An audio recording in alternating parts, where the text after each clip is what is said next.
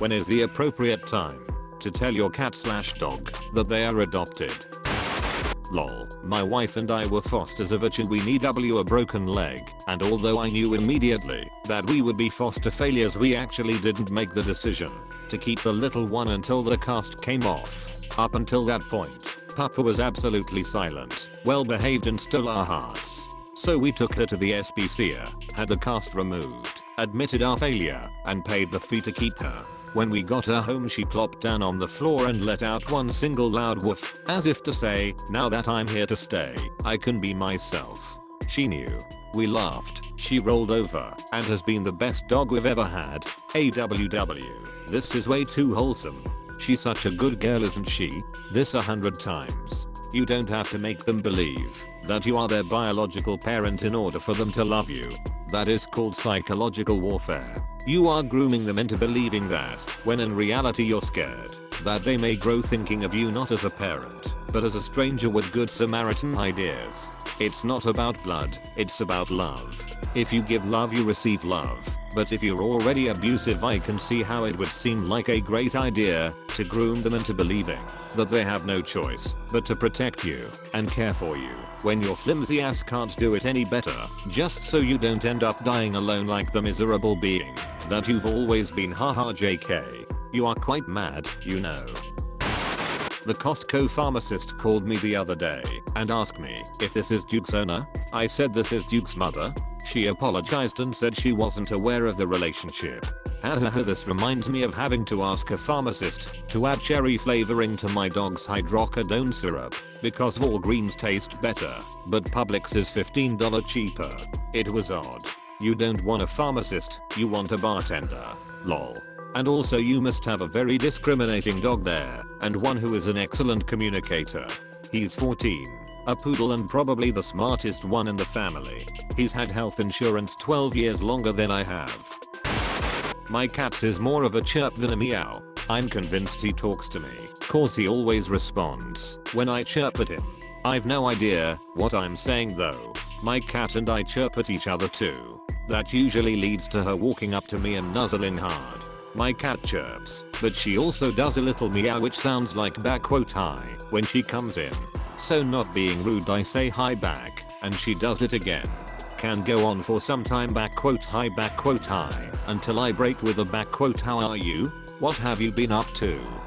You sound funny. Now shut up. I'm 28 years old and my siblings are 23 and 24 years old. Our 12-year-old cat still thinks she is the fourth sibling. Well, you should probably leave it how it is. My dog thinks he is the oldest of my kids. It's hilarious. If I feed my kids from my plate, he waits patiently in line for his bite too, and he gets very grumpy if I don't feed him, which is often because I don't give him human food hardly. He gets jealous if I'm cuddling my kids and will jump in my lap first if they are headed my way. He loves them, but I'm mommy and they are taking up precious scratchy time. My parents' cats were 4 when I was born. They were the older siblings. My pup has changed hands so many times in the last 5 years, I couldn't hide that fact that he was adopted. Now it's just about making sure he knows that he's loved and he won't be getting shipped off anywhere else. Changed hands so many times. My second dog has been through this also. It took him about 2 years to relax. Yeah. My dog has been in my life about 5 years. Long story short, I knocked up his original owner. We got married, had the baby. But we were young and broke. Couldn't really afford the dog. So he was handed around to various of our relatives, many of whom just kinda left him in a spare room, tied up outside, or locked in a basement. I took him in last June, when I moved into my own apartment. He's super dog aggressive, because he was never properly socialized, but he's gotten a lot better with people. I feel bad that he doesn't have room to run around in the city like he was used to in the sticks, but he's a much happier guy these days. Never tell your dog. It will destroy them. No point telling your cat. They already know, they don't care, and they feel vaguely sorry for you. You are an incompetent pink blob as far as a cat is concerned, but reasonably reliable as a source of treats and warmth. Pink. Apparently that person is pink and they're generalizing, forgetting that many humans are brownish instead. Every day I remind my cat how good she has it. She doesn't seem to care and still does whatever she wants. Such is life. I wish my cats would understand English, just so I could threaten that I'm going to leave them behind when I move next year.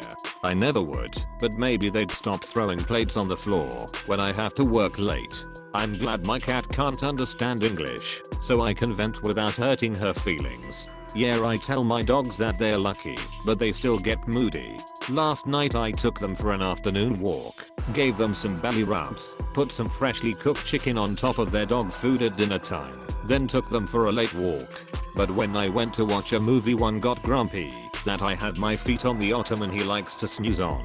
They're lucky they're cute.